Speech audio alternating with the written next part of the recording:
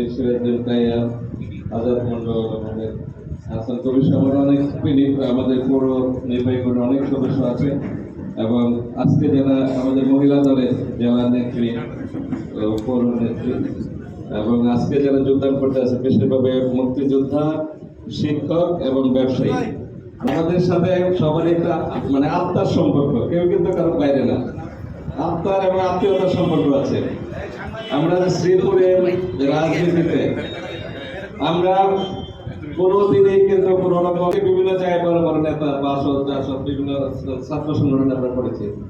শ্রীপুর আসলে আমরা বসতাম হলো জাতীয় পার্টির অফিসে, মানে জাতীয় বিরুদ্ধে আন্দোলন করতেছি অবস্থা।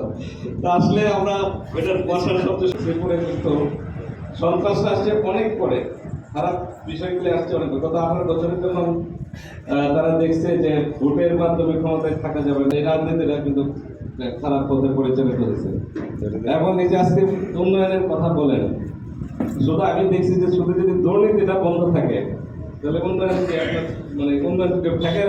মেয়রের যে ভারপ্রাপ্ত মেয়রের দায়িত্বে যে প্রশাসক, আজকে দেখেন 1 বছরে কি হয়েছে আর আপনার 25 বছরকে হিসাব করে দেখিয়েছে কি করতে পারছে। কাজে আমি সকলের সহযোগিতা চাই। আর এই দেশে আমি দেখছি, চিন্তা করে যে দুর্নীতি যদি বন্ধ করে, বুঝছেন না, দুর্নীতি বন্ধ করলে সব হয়ে যাবে, অনেক কিছু হয়ে যাবে। আবার মাদক, এখন সবচেয়ে বড় সমস্যা হচ্ছে মাদক, যুব সমাজকে ধ্বংস করার জন্য সবচেয়ে বড় অস্ত্র। এটা বিগত সরকার আমাকে আরম্ভ করছে।